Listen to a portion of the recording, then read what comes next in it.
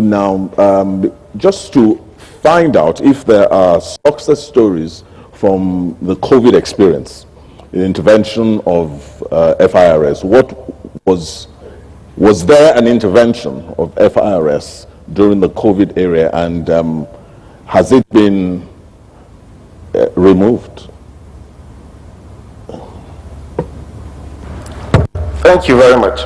You see, at the end of it all, after the COVID period, we now found out that it's one of the best things that has happened to the FIRS. Because prior to the COVID period, we usually have issues with compliance.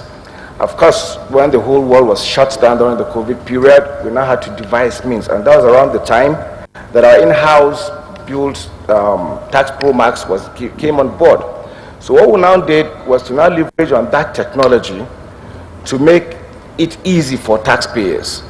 Because as we speak now, even from the COVID to this period, you can actually do your tax businesses from the comfort of your homes and offices. Because you can actually register E, you can file your returns E, generate your receipts, and even make payments E. You can even print out your tax clearance certificate E as we speak. And most agencies and of government can even verify. We have what we call the ETCC portal. You can verify that. So during the COVID period, we did not really suffer much in terms of our collection. Everything was still seamless because of that thing that we had as at that time. So compliance actually, even increased as at that time. You see, there is something with the payment of taxes. We have what we call compliance levels. Like I stated earlier, starting from the self-assessment regime that I talked about, where you are allowed to, that's the first compliance level. Because when we sensitize you, we expect you to come and file and make your payments. If you don't, there's another level, which is the audit, compliance level, where we now risk profile our taxpayers, and if you found wanting or maybe file what is otherwise of what you expected to do, we subject you to some form of audit. And of course, you'll find some very difficult and recalcitrant taxpayers, which we now, push to enforcement. We even have the powers to place liens on their accounts. And you can see from the figures, from 2001 to 2002, we have doubled collection. Okay. As I speak, beginning of this year, we even appointed what we call agents of VAT collection. We've incorporated all the money deposit banks in the country and some of the telecommunication companies to collect VAT on our behalf, okay, which is a kind of tax that is paid on a monthly basis.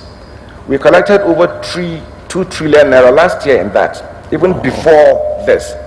And we're now automating the VAT sector as we speak. So God forbid if COVID should come back or some other things, I can proudly say will be covered, because all these things will now be done E. And if you're a vendor to maybe say empty or any of the money deposit banks, we have now appointed them to be our agents. We've automated the VAT sector, starting with the oil and gas, the hospitality industry, and it's still counting. So by the end of it all, if we deploy the technology that we are, that it's in the pipeline now, I can assure you all these monies will just be coming in seamlessly. So COVID, as at that time, because we know businesses were not really flourishing, we even had to go an extra mile to even waive what we call penalty and interest, for the tax-paying public, so as to to find it easy. So they do their businesses, they pay. We now waived penalties and interest for them and all that. And don't forget, this COVID period was, I think, around 2020 or so. Even as at that time, FIRS recorded 98% of its collection targets, even as at that period.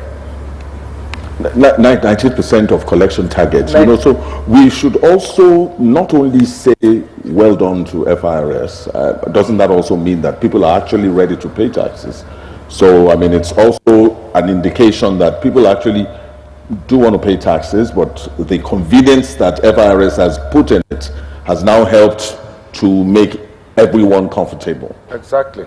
Okay, so one last quick one, and I don't know who's going to answer this, but I just want to throw it out there that would you say that FIRS has contributed, or how well has FIRS contributed to taking us off, or the process of getting off the reliance on oil revenue?